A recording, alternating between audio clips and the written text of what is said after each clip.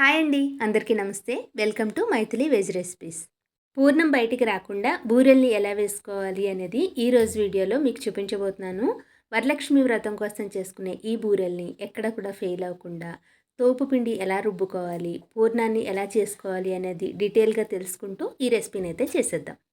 ముందు రోజు రాత్రి మనం కొద్దిగా ప్రిపరేషన్ అయితే చేసుకోవాలి.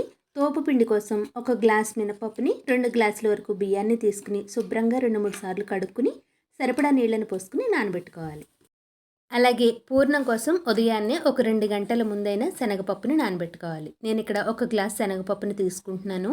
దీన్ని కూడా బాగా కడుక్కుని సరిపడా నీళ్ళని పోసుకుని నానబెట్టుకున్నాను. శనగపప్పు బాగా నానిపోయింది కదా. ఇప్పుడు కుక్కర్లో పెట్టుకుని కొద్దిగా నీళ్ళని పోసుకుని ఒక 3 విజిల్స్ వచ్చేంత వరకు మీడియం ఫ్లేమ్లో ఉడికించుకోవాలి. ఈలోగా మనం తోపు పిండిని అయితే రుబ్బుకుందాము. పప్పు బియ్యం కూడా బాగా నానిపోయి ఉంటాయి కాబట్టి ముందు రోజు నానబెట్టిన నీళ్ళని తీసేసుకుని ఇంకొకసారి కడుక్కుని మనం పప్పు బియ్యాన్ని గ్రైండర్లో కానీ మిక్సీ జార్లో కానీ వేసుకుని గ్రైండ్ చేసుకోవాలి.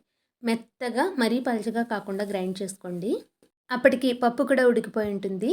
ఆవిరి మొత్తం పోయిన తర్వాత మూత తీసి చూస్తే ఒకవేళ మీకు పప్పులో బాగా నీళ్లు కనుక ఉంటే ఓడ్చుకుని తీసుకోండి.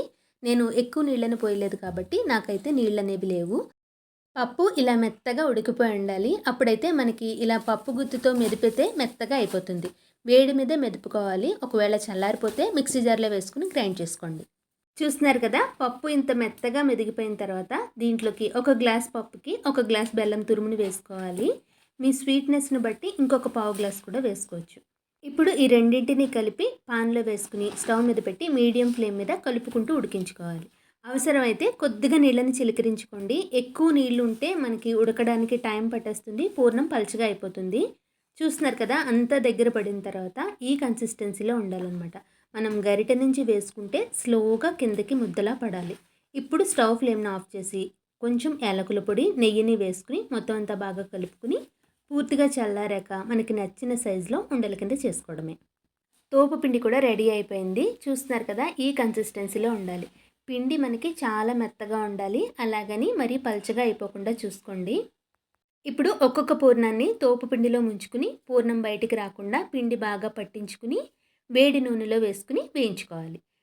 బూరెల్ని వేయగానే కదపకుండా మీడియం టు హై ఫ్లేమ్కి స్టవ్ని అడ్జస్ట్ చేసుకుంటూ పైనుంచి ఇలా నూనెని వేసుకుంటూ బూరెల్ని వేయించుకోవాలి. ఒక 2 నిమిషాల తర్వాత బూరెల్ని అటు ఇటు కదుపుకుంటూ రంగు మారి ముదురు రంగు వచ్చేంత వరకు వేయించుకోవడమే. ఇదే విధంగా మిగతా బూరెలన్నింటినీ కూడా వేసుకోవడమే. చూస్తున్నారు కదా, బూరెలు ఎక్కడ కూడా పూర్ణం బయటికి రాకుండా ఎంత బాగా వచ్చాయో. ఇప్పుడు పూర్ణం పలచబడిపోయిన తోపు పిండి పలచబడిపోయిన బూరెలు వేసేటప్పుడు ఏ టిప్స్ని ఫాలో అవ్వాలో చూద్దాము.